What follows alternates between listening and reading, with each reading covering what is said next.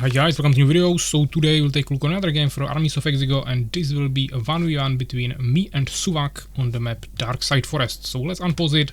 In this game we played both with the beast race, and I spawned in the bottom left corner with the green beast, and he's in the top left corner with the blue beast. So yeah, definitely pretty interesting mirror matchup, of course, on a pretty small map as well. I would say I have maybe a little bit advantageous position, of course, because we can have this expansion on the side, he has it between us, but at the same time, for me to push here it will be really difficult. At the same time, you usually want to push through here because this is one entrance and it's much harder to get surrounded. If you attack here, you have to fight into two sides, so it's usually not actually that valuable, but overall the map is pretty balanced. Yeah, I'm just kinda talking here now about some small changes that you have if you play 1v1 on this map and you spawn next to each other. I think I mention it basically every single time when we have this map, and it's actually on many maps, but yeah, overall I don't think it's that big of a difference in the end. And also depends on the races, I would say, because some races can utilize this position better than other races. So overall I think that can also make a difference, but since we both play with beast, it should be pretty much the same. We are of course opening with a front base here with stables and arena. I made it much faster, I think, or actually maybe not. Yeah, I made it just a little bit faster, but we should have the arena a little bit sooner, and also sooner Boron. I'm already scouting here with my minion. He's doing exactly the same thing, as you can see, basically same position. He's there a little bit faster, so we get a little bit faster scouting. Population is the same. We have same wood. He has a little bit more gold now, but I already queued up my first warrior, so spending resources on that. Now he's also producing a warrior, and he's immediately going for a goblin hut, which I'm not doing yet. We are both producing minions at full.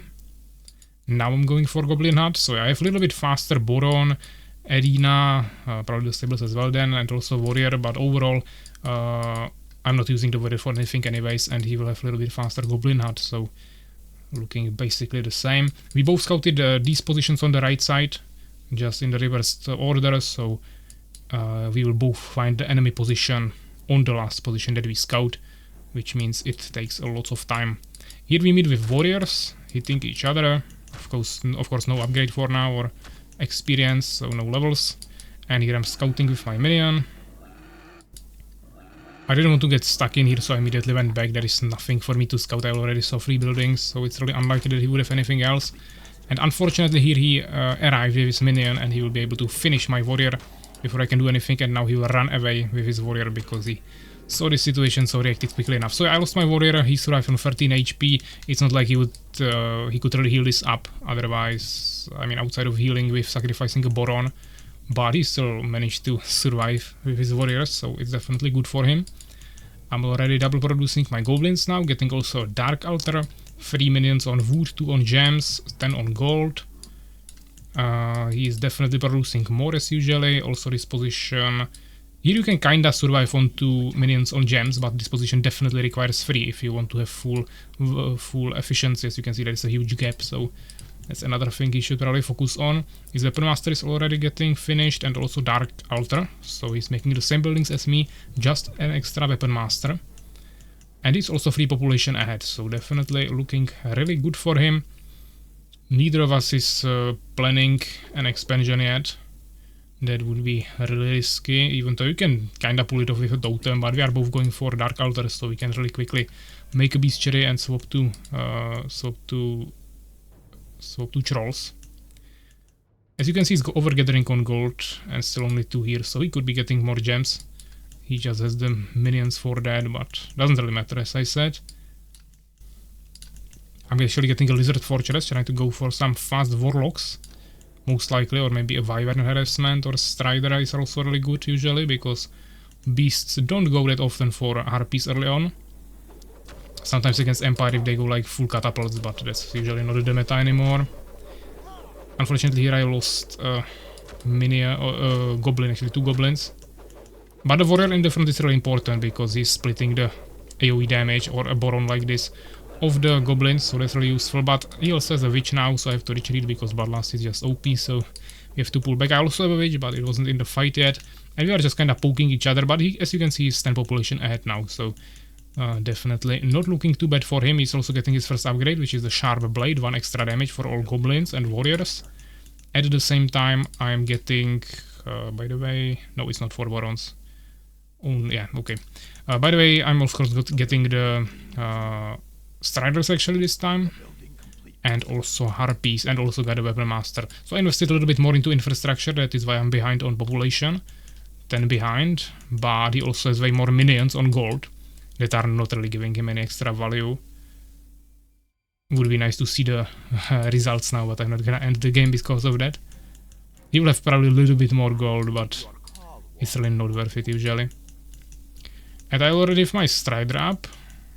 He doesn't even have Harpiness, he doesn't have Lizard's Fortress, he doesn't have Beast Cherry, he just invests into strong starting units.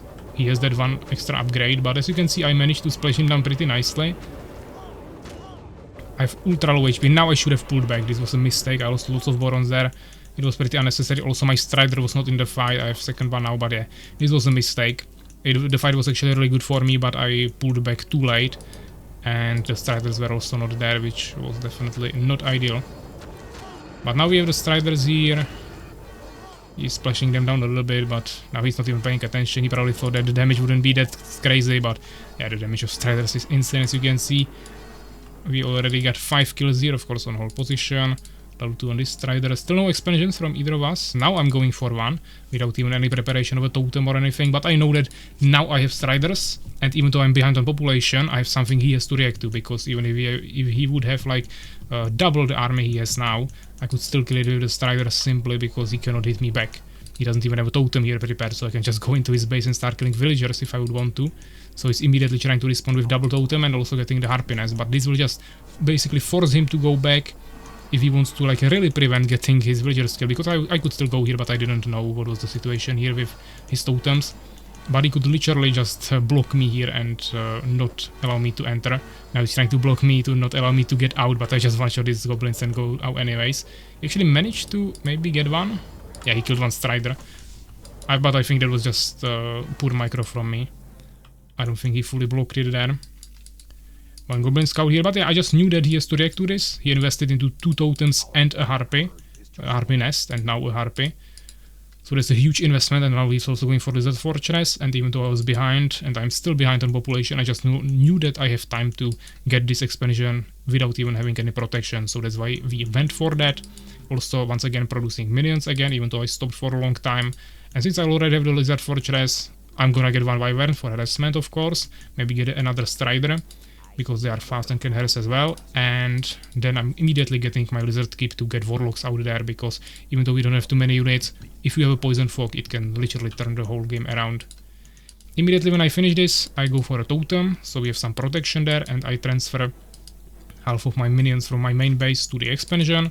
Could have brought even one more or even 2, and we definitely want to start producing minions again as soon as possible. Also now we need to get the Poison Fog and start producing Warlocks. Yeah, I wasn't producing minions here for a long time, that was definitely a mistake. Now he has the Harpy, but of course he still has to maintain the Harpy alive, and I have the Wyvern to kill it, so that's not that bad. I have to stall him here for a second because the totem is not finished yet, and I don't even have a totem on the left side, so this is not ideal. And we just don't really have any units, so I should have definitely prepared 2 totems and just pull back behind them, because he just doesn't have anything to deal with them. He doesn't have trolls. But yeah, unfortunately, now he also has a Strider. Even though I have Harpy Nest, I actually probably lost my Harpy already. I also killed his Harpy, but we lost the Wyvern in the process, I think. Here we have a Strider to prevent expansions from him, that's good. He saw it, he retreated, and now I just decided to bring all of my minions to take him down. That's the strength of defending SBs. Unfortunately, he pulled back, and now he has me in a really good position. He can just turn around and splash all of these units down. And of course, that's my whole economy, so that's not ideal. He's now going for expansion as well, because he knows that I am ahead in terms of macro. But we still don't have anything to scout his Strider, but I already made first Warlocks, so once you have Warlocks, you don't actually need Harpies, because you can make Guardian runes that scout. Yeah, still no totem here, huge mistake. Trying to rebuild my arena because he destroyed that. Yeah, but unfortunately we are already 30 population behind. He has a huge army. We are getting the Poison Fog, but I have only one Warlock that doesn't actually have mana, and we just don't have any units, yeah, so as you can see this is looking really poor for us. I also lost my minions now because I use them to defend myself. He also has some levels here, so yeah, of course he should be able to easily push us at this moment, at this point. I just invested into too many things, I think, at once, before we actually had the income for it. So even though the Strider swap was actually really strong, I think after that I should have probably just spammed more goblins. Even though now you can see the Poison Fog is insane, but I just don't have any units anymore to actually make this work together. I'm bringing my minions now, but unfortunately, yeah, the Warlock is dead. Can maybe surround him, but as you can see, the minions are just getting one-shotted literally because he has so much damage. He pulls back, so he has all of them on one side and is not surrounded anymore. And I'm on 10 population, he's on 50 of course, probably producing units at home.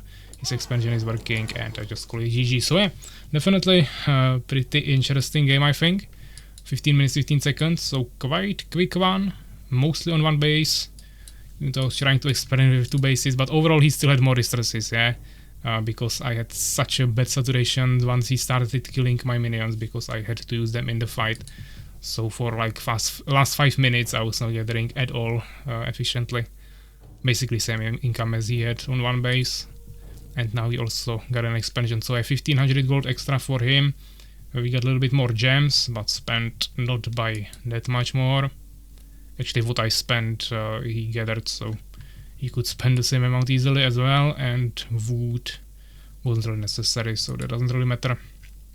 He had one more upgrade, I think he had 2 damage upgrades, or what did he has? I'm not actually sure. But I probably just had the Poison Fox, so outside of that, nothing for my army. He destroyed 2 buildings, we didn't push anything. He made 1 more building. And yeah, definitely the fights were in his favor. So yeah, I hope you enjoyed this and I will see you in the next one. Take care guys.